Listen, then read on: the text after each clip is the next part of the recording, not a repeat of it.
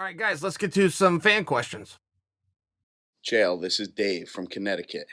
I want you to address, it's not even a question, just address autograph etiquette at signings. I saw you about a week ago at the Bellator 225 autograph signing you did in Bridgeport, Connecticut. You were true class and a gentleman, accommodating to all the fans. But when somebody gets in line with 25 items for you to autograph, and they come in line 3 times, obviously going to sell them, the minute he gets in the car, he's posting those things on eBay or something. You got to address this situation. The people need to know autograph etiquette. Thanks, brother. You were the man. My son loves you. I love you. Never stop being who you are. All right, so let me tell you what Dave's talking about. I was just at I just did a signing in Connecticut, and a guy shows up. So the way this works, I'm at a little table with a stack of autographs, that are pre-printed for me, and I got about 5 or 6 pins in case one goes dry. And you sign an autograph and you hand it, you say hello. Okay, pretty simple thing, but that's what it is. And then a little line form. Small level of organization, but this is what it is. And so there's people waiting, and the store's only so big. So then some of the line goes outside, which is relevant. If it's raining, if it's cold, you kind of gotta let everybody come through so that the poor guy who's standing out in the weather doesn't have to be in the weather. Well, this one guy comes up. He's got a story. Now, you guys also need to know, a lot of times where you're signing, you think you're signing for a fan, and then a day later it pops up on eBay or it pops up on Amazon, and it was never a fan to begin with. And I see that as fair play. Some fighters hate that. They think it is very disrespectful. They won't sign an autograph unless it's called personalized. Meaning if your name is Matt, go, hey, what's your name? And you make to Matt, which would make it harder for them to go and sell to the masses on eBay. I personally like the hustle. If a guy comes and finds me at the airport and follows me, if he waits down in the lobby, if he's going to go sell it on eBay and all I got to do is do this and he can help pay his rent, I'm good with it. I don't see that as a problem. But what Dave's talking about, we're in a store with a line, which means now people have been waiting for a while and some people are even outside. Guy shows up and he's working a hustle, okay? He's got a story that he is a school teacher and how much he would love to have an autograph for each and every student in his class. Now, just to hear his story, and it went on from there, he had a few dimensions trying to cover all his bases as to why he's going to hold the lineup and I got to sign a stack like this. He's got a reason. I got to hear that takes 3 minutes. That took 5 times longer than doing 8 other people's autographs. So now I'm like, yeah, okay. And I'm going to give him 25. He has 25 students. He needs 25. And I'm signing them. And I'm signing them. And I'm signing. And I know Dave. I've known Dave for a while. So Dave's over sitting with his boy. And Dave starts yelling at the guy. He's like, hey, you're a teacher, huh? Where do you teach at? And the guy was thrown up and he goes, Boston. And Dave's like, oh, you drove up here to Connecticut from Boston just to meet this guy, huh? Like, and he's just staying on him. And this guy's not breaking. He's busted, but he's not breaking. So I'm signing. And the guy stays with the shtick like, hey, is there any way I could thank you? I would love to do something for you. Do you have a way I can contact you?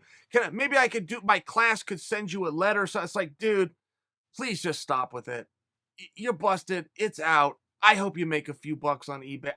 But for now, can I please just sign these? You leave thinking you hustled me before you put on it. Dave wasn't putting up with it.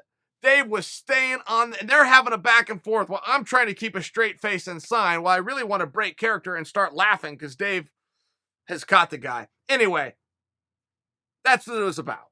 I have a question. Is there any scenario in which Conor would drop down to 145 for a rematch against Holloway? Because you're saying he will only come back for a belt. Now that would be a belt. I think that's pretty unlikely. I mean, first off, you got to understand, Conor didn't leave 155 looking for new competition or challenges. He left 155 because 145 was just too hard for him to get to. Now it's been a number of years and a number of weigh-ins. I mean, whether it was the weigh-in with Eddie or Khabib or even with Mayweather, they were all 150 and above. I think that would be too much to ask. And a lot of people I'm surprised at how much I hear about Conor versus Holloway. And maybe I'm missing something there. For me, of the top 5 fights I could make for Conor, that's not one of them. I don't know if I went through the top 10 or 15 fights I could make for. I don't think I ever crossed Holloway, but I think I'm unique there because so many of you want to see it. I just look at that from this would I like to see the fight? Yeah, sure I would, but I look at it from this perspective. You're trying to get Conor back, who everyone in this sport thinks they have hand, they have leverage, they have none of them do. Well, that isn't totally true for Conor. Conor does have a seat at the table. Conor does bring something special to the table. When I try to guess what it would be to get Conor back, I'm scratching my head there going, you want him to go and fight a guy that he's already fought and beat? I get what's in it for Max, but I've always been lost, even though this topic keeps coming up, I've always been lost on what's in it for Conor. Hey Chael, my name is Jordan. I'm 22 years old. I'm from Phoenix, Arizona, and I have a couple questions for you about UFC 242 in Abu Dhabi this weekend. So my first question is in the main card. We have Islam Makhachev versus Davi Ramos and Mairbek Tusimov versus Diego Fiera. I'm sorry if I got those names wrong. I tried my best. But honestly, Chael, what is your prediction? Do you think Brazil can steal the show? And also, my final question is in the early prelims. We have Bilal Muhammad versus Takashi Sato. Bilal is one of my favorite fighters, and I really don't think he deserves to be fighting in the early prelims. He deserves to be fighting on the main card, and I want to know if you share that same opinion. Thank you so much for answering my questions, Chael. You're one of my favorite fighters, you're my favorite YouTuber, and you have the best comment sections in the world. Thank you, man.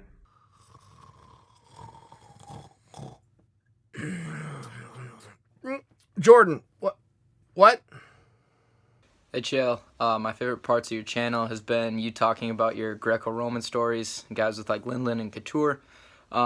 Being a big Greco fan, I was wondering what the biggest parts of Greco-Roman wrestling affect your MMA style, and how you enact different Greco techniques, if any. Thanks. Yeah, so I'll tell you, this topic has changed a little bit because there was a day when wrestling would go take on and then fill in the other discipline, but that's largely gone away. But to your point, so let's just use America for example. Greco-Roman is largely for the athletes that could not make it in freestyle. Freestyle was the top tier and the higher level of athletes, and then the default guys that wanted something to do and to participate could go into Greco-Roman and figure it out their way. And I was a Greco guy, but I got it. That's still what it was. But then when you get into MMA, the Greco guys were going further in MMA than the freestyle guys. And the big question was how and why? What about the Greco techniques, which are more limited in terms of attacks than the freestyle? Why is that going further? I have my own opinion. And I believe it is because of the posture. A Greco-Roman posture is the same as an MMA posture, whereas a freestyle posture, which is bent over at the waist, is not the same as MMA. And there was something about the guys that were able to stand up and still combat one another that seemed to translate even better than the freestyle leg attacks. Hi, Chael. When you had Ben Askren on, however long ago that was, you gave him a hard time about the sport of disc golf, or falf, whatever the hell you want to call it. I just want to know, have you played the game yet? You've got a lot of great courses out there in Oregon, and with your retirement, I think it might be a nice little casual activity for you. Either way, have a great day. Bye.